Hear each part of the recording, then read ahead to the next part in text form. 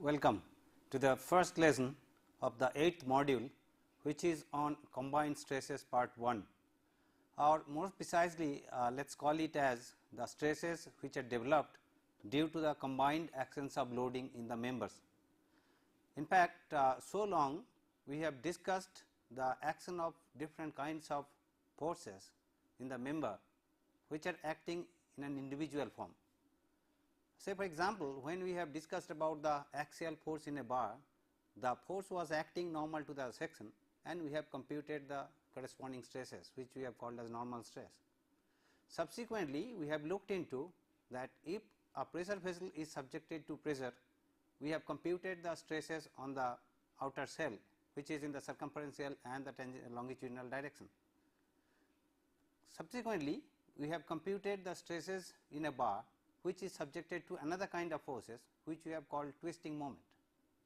And then lastly, we have evaluated the stresses in the bar corresponding to another kind of force which we have called as the bending and the shear force. We have seen how to compute the bending moment and shear force in a beam which is subjected to transverse loading, and consequently we have computed the values of stresses which we have termed as bending stress and shear stresses. Now, in all these cases you have noticed that we have computed these stresses for the individual loading, and thereby the stresses were for those individual loading actions. Now, we are going to consider the case where if these loads act simultaneously in a particular member. So, what will be the consequence of the simultaneous actions of these loads, and what will be the thereby the combined stresses in the member.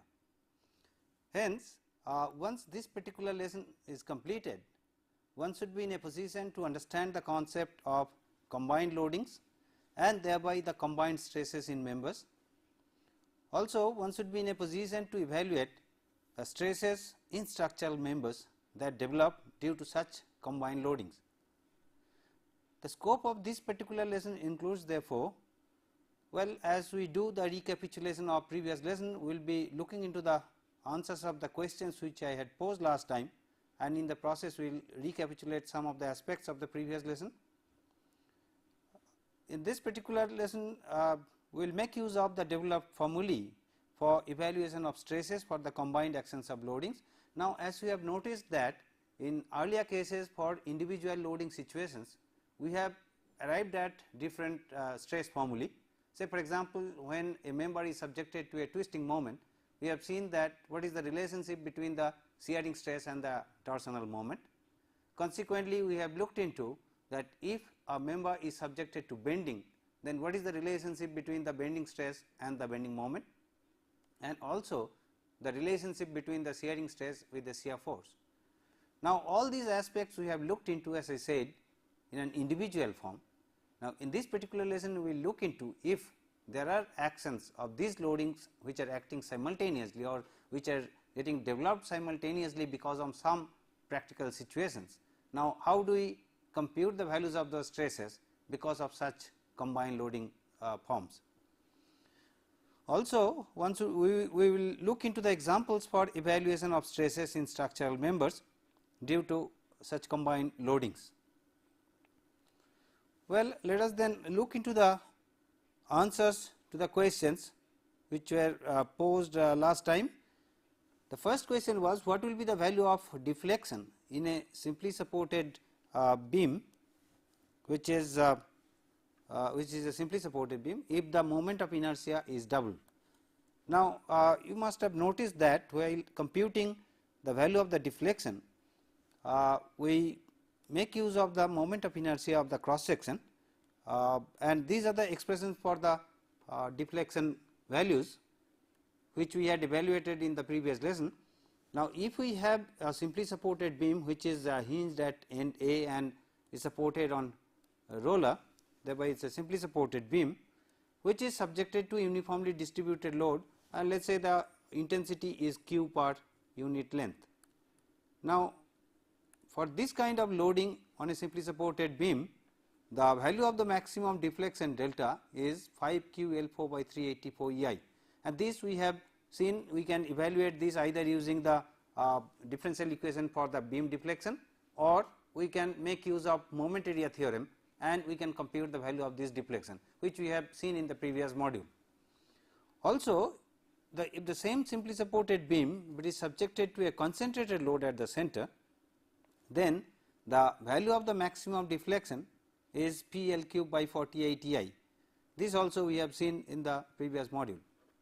Now, if you look into these two expressions, here the moment of inertia value, which is I, comes at the denominator of this expression, and the delta value is inversely proportional to the moment of inertia I. Now, therefore, irrespective of the loading what you have on the beam, if this moment of inertia is double, instead of I it is twice the I, then the value of the delta will become half than what it was earlier, and so is the case in this particular situation. So, this particular question which was posed, which is quite general in nature, wherein we have not talked about the loading on the beam, we have not talked about the span as such or the length of the beam, but what we said is that if the moment of inertia is double, then what is the impact of that on the deflection. Now, as we can see from this expression of the deflection, whether it is uniformly distributed load or a concentrated load, if the moment of inertia is double, the deflection is going to be half of the previous value, and this is what is the relationship between the deflection and the moment of inertia. Now, consequently, the second question was what will be the value of end slopes in a simply supported beam if the span is doubled. Now, this particular question also is quite general, because we are talking about that if the length of the beam or the span, if it is doubled, then what is the consequence on the end slopes that will be generated in the beam. Now, here if you look into, you see the values of the end slopes as we have computed for these two different cases, when the beam is subjected to uniformly distributed load of magnitude q per unit length, we have computed the value of theta b and theta a, and we have seen the magnitude is QL cube by 24 EI. Now, if the same simply supported beam, if subjected to a concentrated load at the center, the value of the end slope comes as PL square by 16 EI. Now, if you look into the expressions carefully, you will find that here the span is having a power of 3 and here the span has a power of 2. So, it is very difficult that way to say that in a general form, that if the span is double, then what will be the consequence of the slope. Now, we can say that if the beam is subjected to a uniformly distributed load, then the end slope will be, since L becomes twice L, so it will be 8 times of the previous value, whereas for a concentrated load, if L becomes twice L, it will be 4 times of the previous load. So, what we can say is that if the span is double, then the value of the end slopes are going to be increased, or is going to be more than the previous value, but it depends on that what kind of loading you have on the beam. If you have uniformly distributed load, as we can see over here, it gets 8 times of the previous value, whereas when you have a concentrated load at the center, it becomes 4 times of the previous values. Now, depending on the type of loading you will have, the values of the slopes will change, and accordingly if span is double, it will be multiplied by a factor, but it is quite obvious that the slopes are going to be larger if the span is double.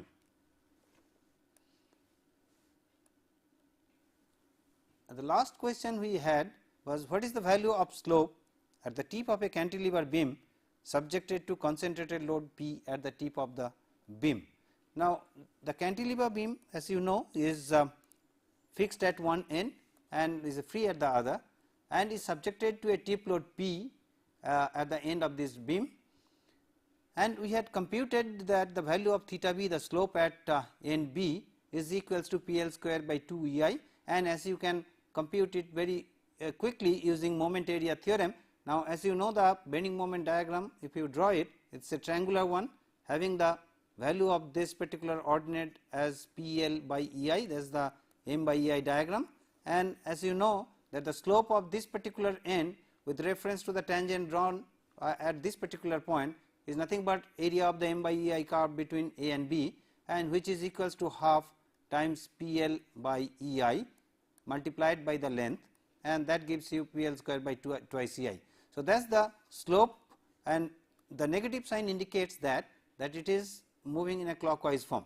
According to our sign convention, this clockwise rotation is negative, and this is the magnitude of the end rotation when a cantilever beam is subjected to concentrated load at the tip of the beam.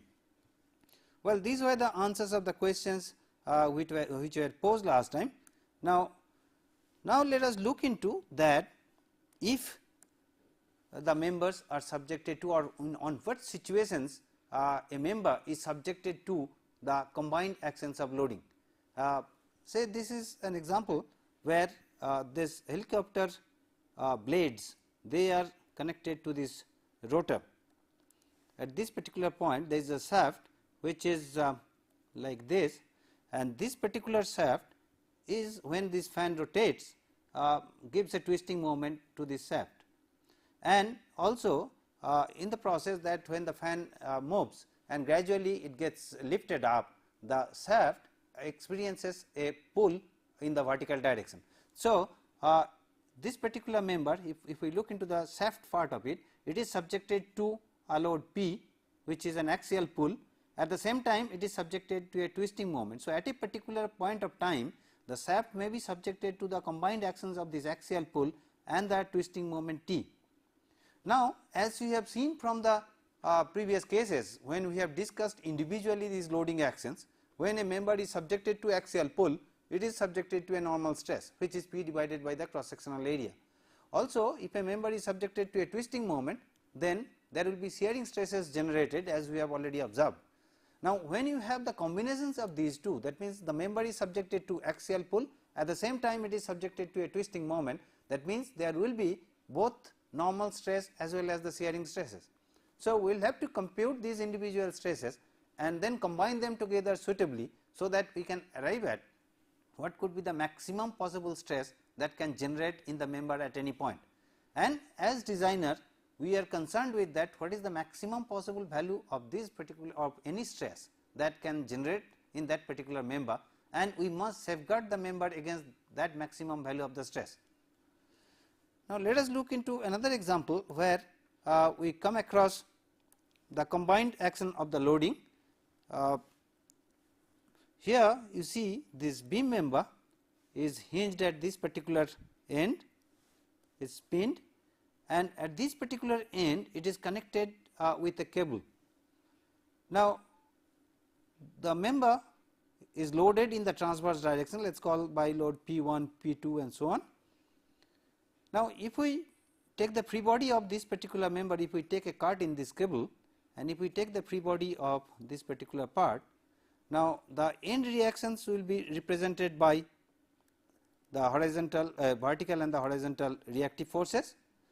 Then we will have this force which will be acting in the cable member, and if we take the component of this cable, one will be in the vertical direction, let us call this as F1, another will be in the horizontal direction, let us call that as F2.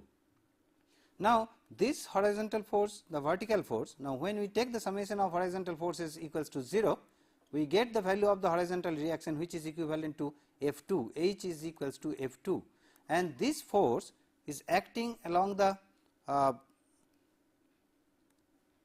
central line of this member or the centroid of this member, and thereby this is going to cause, if I take any cross section, then the stress at that particular section because of this load will be the axial load, if we call that as H, divided by the cross sectional area, and that is the normal stress that we will have.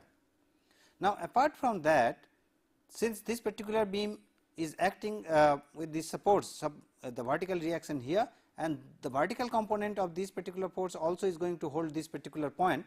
So, the whole member will undergo a deflection because of this load, and there will be bending moment and shear force developed in this particular beam, and because of the bending and the shear there will be bending stresses, and bending stress, as you know, again is a normal stress which will be acting in the section in terms of the compression and tension. So, there will be compressive forces generated because of this axial force, there will be compressive and tensile stresses generated because of bending, and there will be stresses generated because of the shear. So, at any section if we look into, there will be normal stress, there will be the normal stress because of axial force, there will be normal stress because of the bending, there will be shearing stress, and finally, we will have to combine this normal stress and the shearing stress to find out that what is the value of the maximum stress, which we call as the principal stresses. As we have seen in module 1, that if you have the normal stress and the shear stress, how do you compute the values of the principal stresses or the maximum normal stresses. So, as you can see here, now it is not only the axial force or the bending stresses alone, we have the actions of the axial force as well as we have the actions of the lateral force, which is causing bending in the member, and thereby such members are subjected to the combined actions of loading and thereby the combined stresses. Now, let us look into another example wherein we come across the combined loading actions. Now, we have already seen earlier that if a pressure vessel is subjected to internal pressure P, then how do we compute the longitudinal stress and the circumferential stress, which is sigma, which we have called as a hoop stress, circumferential stress sigma as PR by T, and the longitudinal stress which is equals to PR by twice T. Now, these stresses we have computed individually for the pressure which is acting inside. Now, if you look into that, this particular pressure vessel is supported at this particular point and at this particular point. Now, naturally, because of its own weight along with the liquid, it will undergo bending over this particular part, and because of this bending there will be stresses generated in this pressure vessel. So, apart from the stresses which we get from the internal pressure, we will have the stresses generated because of this supporting point. As a beam, it is getting supported at these 2 points, and thereby there will be deflection of the member and there will be stresses generated. So, we will have to account for both the stresses, so that finally the resultant stress which we get, which we call as a sigma, they are the combinations of the internal pressure stress and the stresses which are getting generated because of the bending. So, again this is an example for the combined loading situation. Now, this is another case where we get the values or the loading in combined form. Let us say this is a shaft, and this particular shaft is subjected to or is attached with a gear where we have a couple which is giving a twisting moment in the shaft. Also, if you look into this particular shaft, it is having a member which is eccentric with respect to the shaft center line, and there is a concentrated load acting at the end of this particular member. Now, this particular load, if we transfer to the shaft center line, this will be along with a couple which is going to be a twisting moment in the shaft. So, if we take the idealized form of this particular shaft, this is supported at this particular end, this is supported at this point through this particular support, and at this particular point where this overhang is there, the force is transferred to the shaft center line, and thereby there is a concentrated load along with a twisting moment that is acting over here, and also at this particular end we have the twisting moment that is developed because of this gear, and if gear has some weight, then here also there will be a concentrated load acting at this particular point. So, if you look into this particular member over this particular length, now this is supported here, and on this part it is overhang.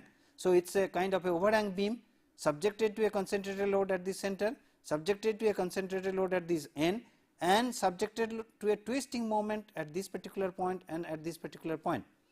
So, this particular shaft is not only subjected to the transverse loading which will cause the bending in the member, thereby we will have the bending moment and the shear force, and consequently we will have the bending stresses and the shear stresses. Also, because of the twisting moment, there will be shear stresses in the shaft. So, there will be combined stresses or combined shear stresses because of the shear force and the twisting moment, and there will be normal stress because of the bending.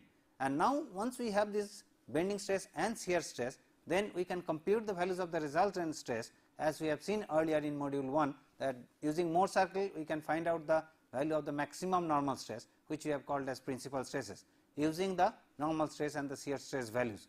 So, you see in this example also this particular shaft is subjected to the combined actions of the loading. Let us look into another example which is quite common, that in cities you must have noticed that for giving directions for different places, a board is used, and this particular board is connected to a vertical shaft through this particular joint, and this board is projecting from this particular vertical shaft. The vertical shaft is connected at the base by some rigid support. Now, this particular board which is projecting from the shaft is exposed to the forces like wind. Now, when the wind load acts perpendicular to this particular plate, let us say the action of this resulting wind load which is acting at the center of this plate is P. Now, basically since this board is connected to the vertical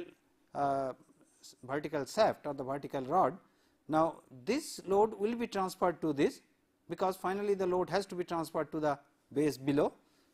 So, this force if we transfer to the vertical member, then it will be associated with a moment, and this particular moment will be acting about the axis which is normal to the vertical shaft.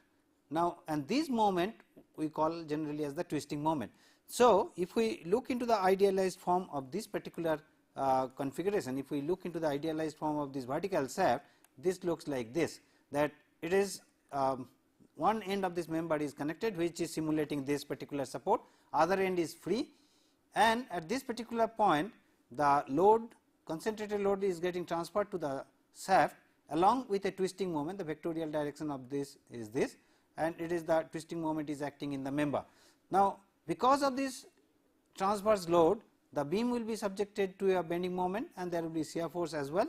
So, this beam will have the actions of bending moment M, will have the actions of shear force, also we have the twisting moment T which will give rise to the shearing stress tau, bending will give rise to the normal stress sigma, V will give rise to the shearing stress tau. So, you see that this particular member is subjected to the action of bending moment, shear force and the twisting moment, and thereby we will have the resulting normal stress and the shearing stresses, and for each individual load we can compute the values of the normal stress and the shearing stresses, and once we know the values of the normal stress and the shearing stress, then we can compute the resultant stress in terms of the normal stress and the shearing stress.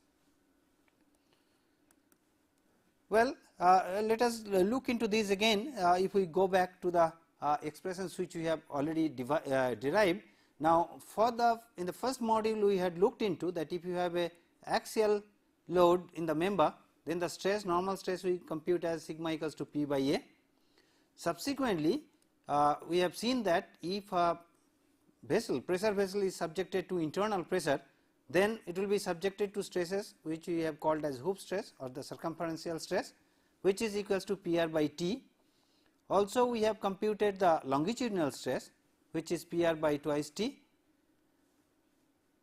Then subsequently, we have looked into that if a shaft is subjected to a twisting moment or a torsion, then the torsion formula is T by J is equals to tau by rho is equals to G theta by L, and this indicates that from these first two equality we can compute the value of the shearing stress tau, which is equals to T rho by J, and so if we know twisting moment we can compute the value of the shearing stress, and subsequently we had looked into the bending formula where the moment is related to the bending stress sigma, and we know that sigma is equals to minus m y by I.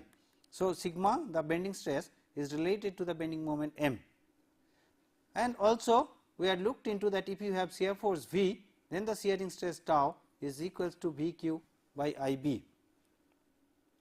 Now, these are the individual cases as we have evaluated earlier. Now, we will make use of in this particular lesson as such, we are not going to derive any formulae, but we will make use of this formulae which we have derived earlier for individual load cases. Now, depending on the situations wherever we will have combinations of these stresses, we will make use of those individual formula and combine them suitably to arrive at the resultant stress in the member, because finally we are concerned with that what is the maximum possible stress that can be generated in a member because of such combined loading actions.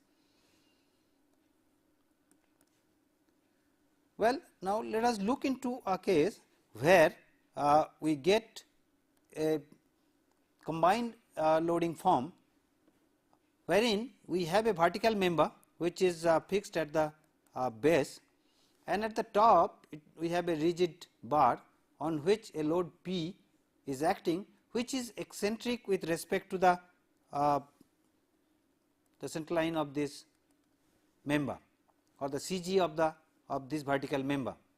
Now, if we transfer this load which is eccentric with respect to the CG of the vertical member, if we try to transfer to the center of gravity of this vertical member, then what happens? This load we transfer over here, and since here we did not have any load, so we will have an opposite load, and this opposite load along with this will form a couple. So, the transfer of this force to the CG of this particular vertical member is a load and a moment, and this is what is shown over here. Now, if we remove this vertical bar, I mean this horizontal member, then on the vertical bar we have the effect of this eccentric load as a load P, which is concentric now, which is acting through the CG of the member, and we have a moment which is equals to P time E, where E is the eccentricity or the distance of the CG from this loading point. Also, this particular member is subjected to concentrated load P1, which is acting at a distance, let us say A from the support.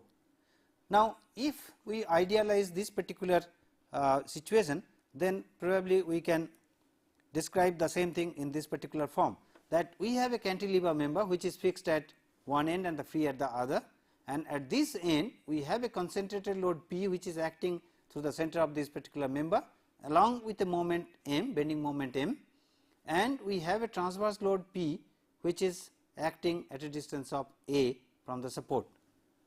Now, the actions of these loads will be that the concentrated load P which is acting through the center of gravity of the member will cause a normal stress. It is like a member is subjected to a compressive load. So, at any cross section if we compute, the stress will be P divided by the cross sectional area, which we have called as normal stress. So, this is what is indicated over here, the stress distribution is uniform, which is P by A. Now, since this is compressive, so we have called this as C, it means it is a compressive load. Now, because of this bending moment M, at any section if we compute, now on this side of the load it will be just the M, but if we take a section over here and draw the free body, then there will be moment due to this lateral load or the transverse load and the external moment M.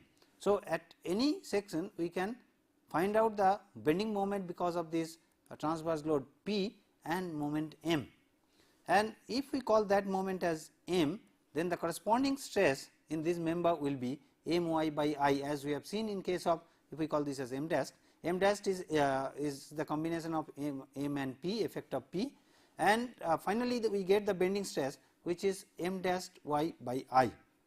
Now, this is going to cause the tensile and compressive stress. Now, physically if you look into this particular member, when it is subjected to the action of bending in this particular form which is in a clockwise direction, and this particular load is also going to cause a moment in a clockwise direction, on this phase, on the top phase we will get a tensile stress, and at the bottom phase we will get a compressive stress.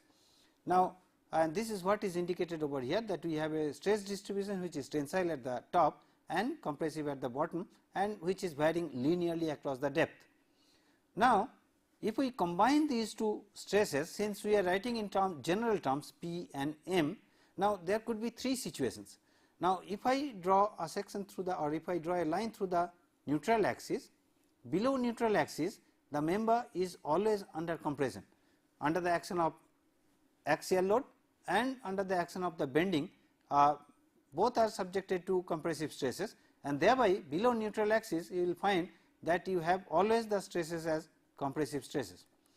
But at the top there could be different situations like if P by A, the direct normal stress which we get, which is a compressive in nature, and bending stress is causing a tensile stress at the nature.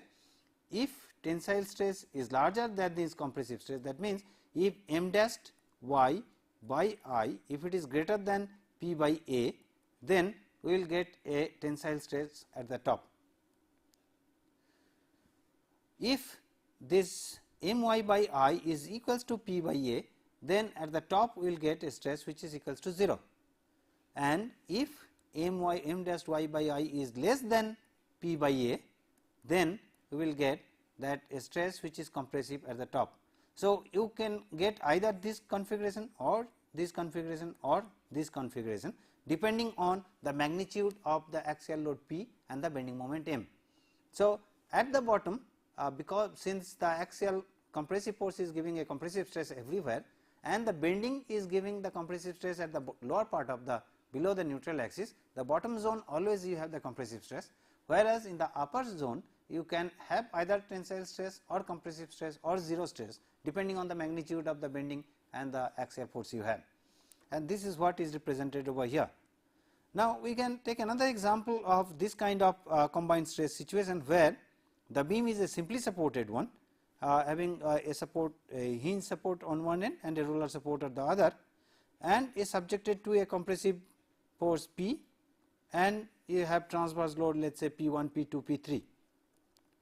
Now, this compressive force which is acting through the center of gravity of the member, at any cross section if we take, the stress will be P divided by A, which is compressive in nature, which is indicated over here. But this transverse loading which is acting in this beam is going to cause the bending of the beam. This is going to deflect and thereby there will be bending of the beam, and physically if you look into, the lower part will be under tension because of this loading and the top part above neutral axis will be under compression. So, this is what is indicated over here, that if we compute the bending stress which is my by I, will generate the compressive stress above the neutral axis and we will have tensile stress at the below the zone below neutral axis. Now, if we combine these two together, then we will have the compressive stress, then the neutral axis position of course will shift and you will have the compressive stress above the neutral axis and the tensile stress at the bottom if my by I is greater than P by A, or this part will be 0 if my by I is equals to P by A, and this will be positive stress or the compressive stress if my by I is less than P by A. Now, again we get the similar situation at the top, only thing the position changes over here. We get compressive stress always at the top, but the bottom part of it, either it could be tensile or could be 0 or could be compressive depending on the magnitude of the axial load you have, depending on the magnitude of the transverse load you have, and consequently how much bending moment it is generating and how much is the bending stress it is generated because of this bending. Now, once we combine these two loading conditions together, then we can get the effect of the combined stresses in the member, and we can see that whether the material can withstand the maximum value of the stress that is getting generated because such combined actions in the member, and that is what is our objective in these particular situations. Now, if we look into the effect of such combined loading in the member or at different points about the stresses, as you know that it is going to produce the normal stress sigma, the axial force, the lateral force is going to cause the normal stress sigma and the shearing stress tau. So, we are going to have total normal stress sigma and we are going to have the shearing stress tau, and finally, we need to compute the value of the resultant the stress because of this normal stress and the shearing stress. Now, if we consider a small element in this particular zone which is above the neutral axis, but below the top surface of the beam, then the stress we can represent in this form. If we enlarge that particular part, we will have a compressive stress which is the normal stress, and this normal stress is because of two actions. One is P by A, which is because of the axial force acting in the member, and another one is because of the bending which is equals to my by I, and this is going to give us the compressive stress again at the top of the beam or above the neutral axis. So, that is why it is summed up together, but basically this is negative stress because it is acting in the opposite direction of positive x, and these of course, if we take the sign conventions properly, or if we take say axial pull is compressive force is negative, the bending also is causing compression at the top. So, that is negative. So, if I sum them up, it is going to give me the negative stress, and which is acting in the opposite to the positive x direction, and that is what is indicated over here. And we have the value of the shearing stress tau, which we have seen is computed as VQ by IB. So, this is the shearing stress tau and this is the normal stress sigma, and once we have the sigma and tau, as you know that we can plot them in the Mohr circle and we can get the value of the maximum value of the normal stress. So, you have sigma and tau, and here the sigma is 0 and then the tau, and if we join them together, this is the center. If we draw the circle, then this is going to give us the maximum value of the normal stress, which is sigma 1. So, at that particular point we can compute this value of maximum normal stress and the minimum normal stress, and also what is the value of the maximum shearing stress. Now, if we consider a point which is on the neutral axis, then the stress distribution can be indicated by this. Now, as you know that because of the bending stress, which is my by I, at the neutral axis level, the value of the bending stress is 0. You have the compression and the tension depending on the nature of the moment, but along the neutral axis the stress is 0. So, when we are considering a point on the neutral axis, there we will have the normal stress because of the axial compressive force only. There will not be any normal stress because of the bending, and that is what is indicated over here. As you can see that the sigma is equals to P by A on this particular element, and consequently we have tau equals to VQ by IB, and incidentally the shearing stress at this particular location will be maximum, as we have seen. So, again we will have the normal stress sigma and the shearing stress tau, and based on these values we can compute the value of maximum principal stresses. And in the third point, which is below neutral axis, if we plot the stresses, now here assuming that the compressive stress or the stresses, tensile stress which is getting generated because of the bending, which we are computing from My by I, is larger than P by A, and thereby there is resulting tensile stress below neutral axis. And if that happens, then the normal stress which we have over here is shown as a tensile pull, and along with that we have the shearing stress tau. So, again based on this sigma and tau, we can plot in the Mohr circle that what will be the value of the normal principal stress sigma 1 and sigma 2, but only aspect you should keep in mind now that here sigma is in positive, in earlier case sigma was negative. In fact, earlier we had to draw sigma in the opposite direction, which is in the negative direction, and tau in the positive direction. So, this is what we get, and consequently the values of the normal stress and the shear stresses will be like this. In this particular zone, sigma x is equals to P by A minus My by I, and we presume that My by I is higher than P by A, and thereby we get a tensile pull, and the shearing stress is equals to VQ by IB. Well, now so long whatever we have considered that basically we are combining the individual actions of the load. That means, whether you have the axial load or the transverse load or a twisting moment, what we are trying to do is we are trying to compute the stresses for the individual actions and combining them suitably, either when you have total normal stress or the shearing stress, and then we are combining them through Mohr cycle. Now, the question is that these are basically nothing but the superposition of the stresses of the individual actions. Now, this is possible if when we are talking about this axial load and the lateral load or the transverse load which is causing bending. Now, this is possible if the slope of the deformation is small. Now, if we get a very large deformation of the member, then this kind of superposition is not allowed, and you cannot calculate the combined stresses in this form the way we are calculating at the moment.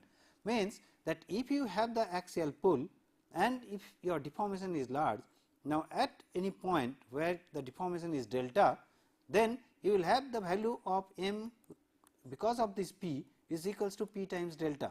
Now, this moment if we add to the bending moment, let us say m dash, then if this m, I mean with suitable sign plus or minus, now with m dash and m, if they are comparable because of this large deformation, then this superposition of stresses will not be allowed.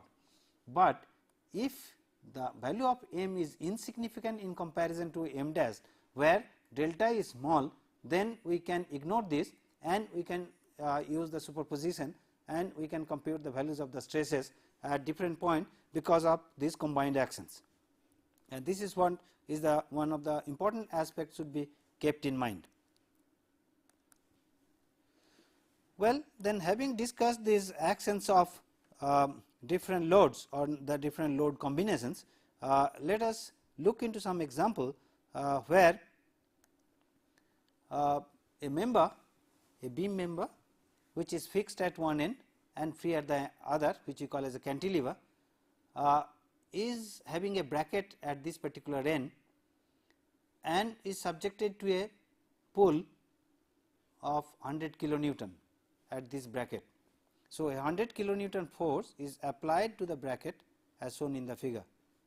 Now, what you need to do is that compute the normal stresses developed at points A. Now, this point A and point B is on the outer surface of the beam at the top and the bottom surface. So, you got to compute the normal stresses developed at points A and B. Now, given that the cross section of the member is a T and the cross sectional area is 8000 millimeter square and the value of the moment of inertia is equals to 50 into 10 to the power 6 millimeter to the power 4. Now, here the position of the neutral axis for the section is given and the neutral axis is at a distance of 100 millimeter from the top surface and from the bottom surface it is 200 millimeter. Now, this particular member which is the force which is inclined, this is inclined at an angle of 17.5 degree with respect to the horizontal and the position of the load which is acting in the bracket is at a distance of 100 millimeter from the top surface of the beam and the position of this bracket from this end is 1 meter. Now, what is the action of this particular load? This particular load which is acting at this bracket point, we can decompose in two parts. We can decompose in the horizontal direction, we can decompose this in the vertical direction, since we know this angle theta.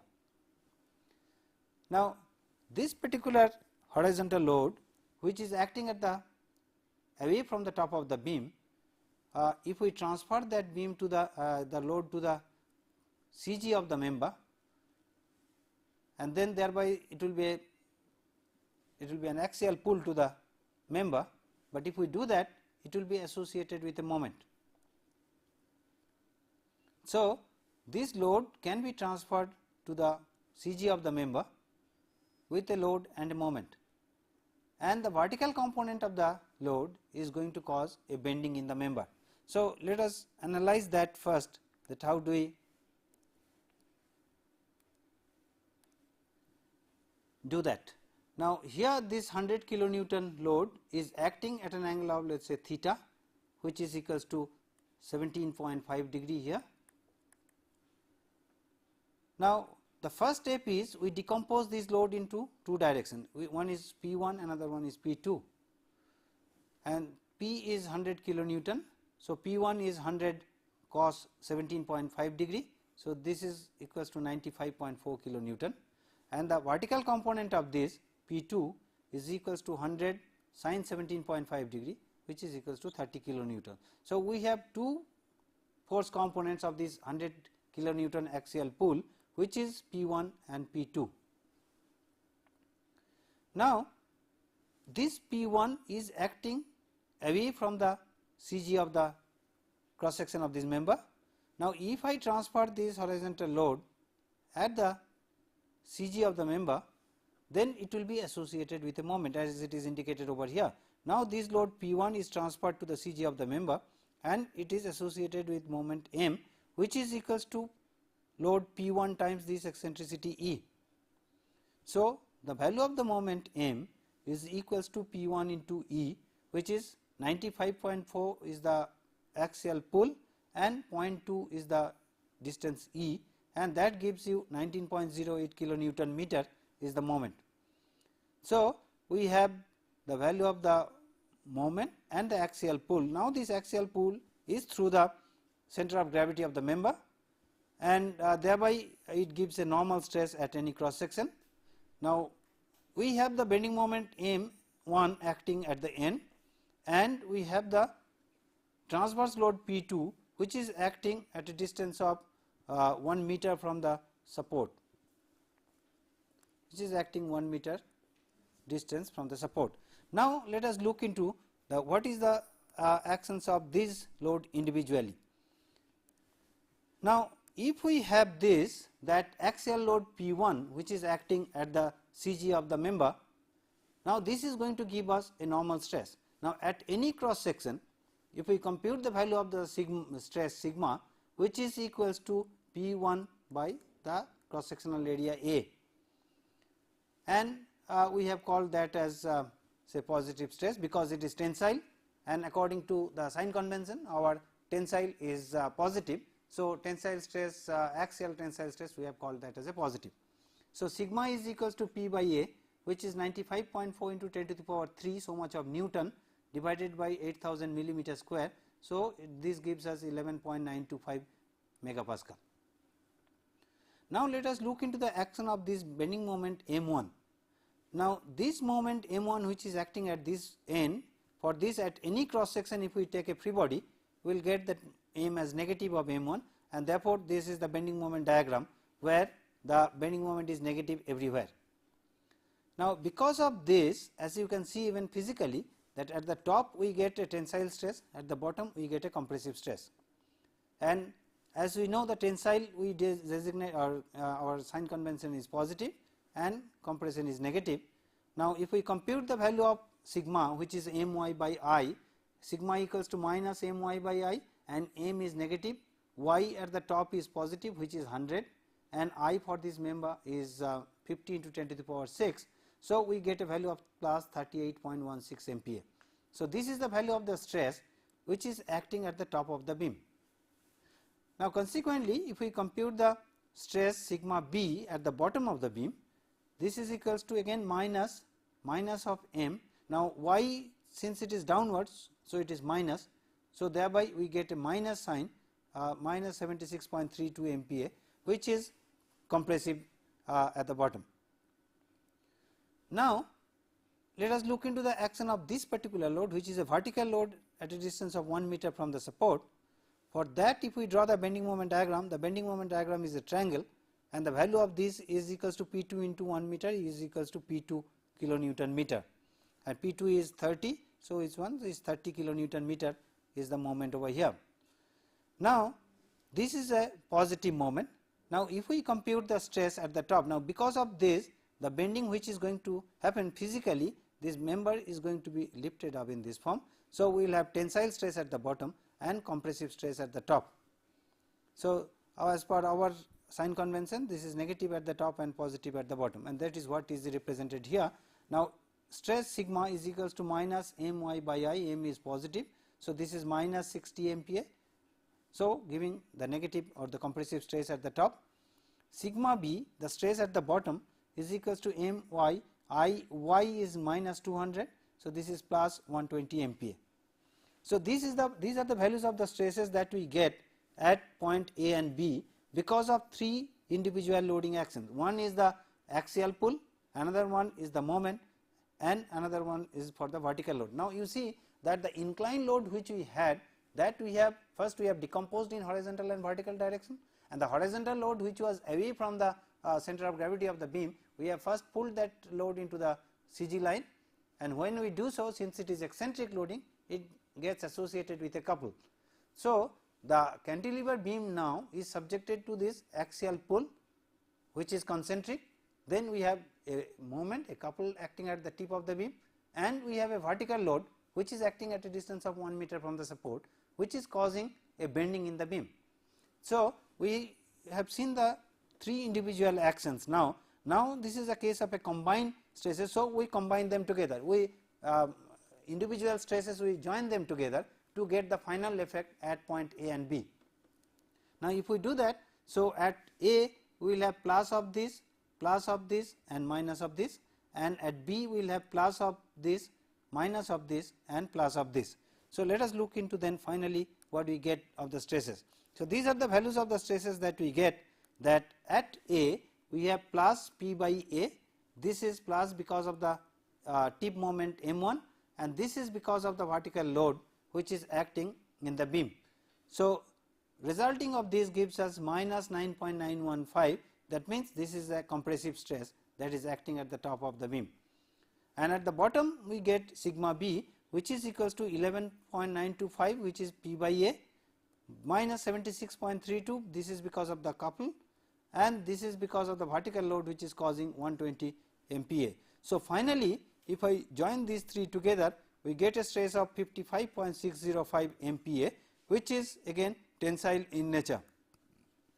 So, we have stress at A, which is 9.915 compressive, and we have stress at B 55.605 MPa, which is tensile.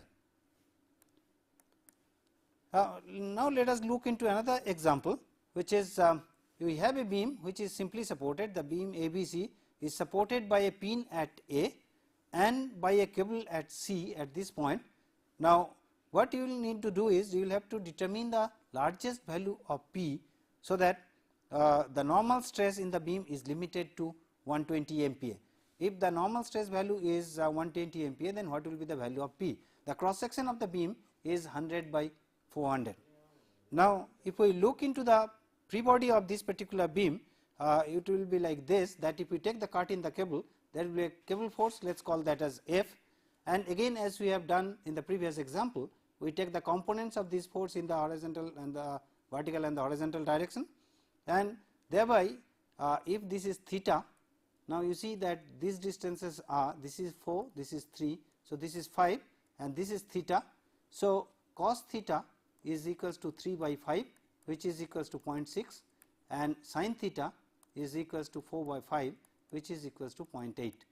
So, f cos theta will give you the horizontal one. If we call this as say f1 and if we call this as f2, so f1 is equals to f cos theta, which is 0.6, f2 is equals to f sin theta, which is 0.8. Now, if we take the summation of horizontal force as 0, if we call this as h and this as v, h is equals to f1, which is equals to f into 0.6. Now, if we take the moment of the forces with respect to A, we have f2 into 3 is equals to p into 2, and thereby f2 is equals to 2p by 3. Now, f2 we have seen is equals to f into 0.8.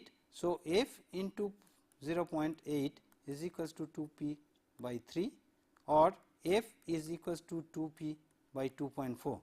So, if this is f, then the vertical force f2 we have got as 2p by 3, and f2 plus v will give you p. So, v is equals to p by 3. Now, if we compute the bending moment because of this, now you can consider this as a simply supported beam subjected to load P over here, and thereby you will get a bending moment of this form, where the value of this is equals to 2p by 3 kilonewton meter if P is in kilonewton.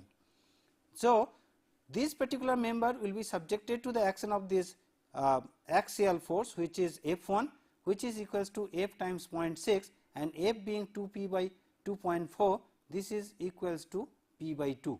So, you have the axial compressive force of p by 2, and you have a bending because of the lateral load p, which is of magnitude 2p by 3. So, you have the action of axial stress, which is normal stress, and because of bending you are going to get the normal stress. Now, physically if you look into, because of this load p, at the top you will get compressive stress and at the bottom you will get tensile stress. Now, if we combine the compressive stresses because of the axial compression and the bending, we will get the maximum compressive stress, and if that we limit to 120, then we will get the value of the maximum stress. Now, if we compute the value of the maximum normal stress, this is equals to that p by A. Now, axial force is p by 2, that divided by A, plus my by I, which is m is 2p by 3 into y is 200, and I is the moment of inertia, which is equals to 100 into 400 cube by 12. So, if we compute this, you will get the values as, and this is equals to the stress sigma, and sigma is equals to 120. So, this is equals to, if you compute, if you substitute the value of A as 8000, you will get this as 0.0125 P plus you have 0.25 P because of this. Now, if you combine these two, you get 0.2625 P, and this is equals to 120, and thereby you have the value of P as equals to 457 kilonewton. So, you see that we can compute the maximum value of the load P which can be applied here, so that the stress does not go beyond 120, and here we get the combined actions of this axial stress as well as the bending stress. Well, we have another example problem that you need to determine the principal stresses and the maximum in plane shear stress at point A, which is at a distance of 20 millimeter from the centroidal axis, and it is subjected to a load of 50 kilonewton acting at the center of the beam in an inclined form, and you look into this problem. We will discuss about this in the next lesson.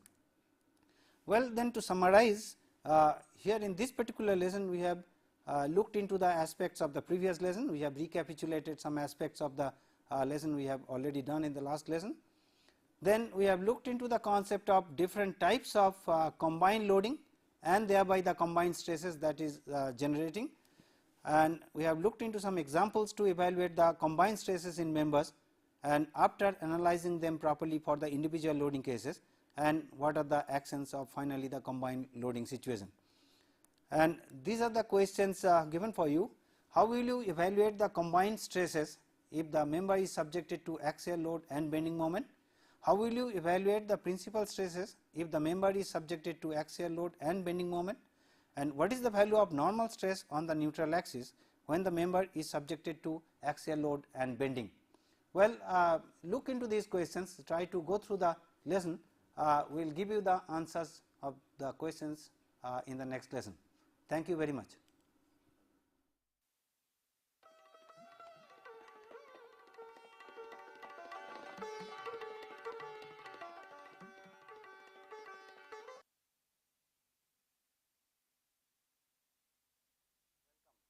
To the second lesson of the 8th module, which is on combined stresses part 2.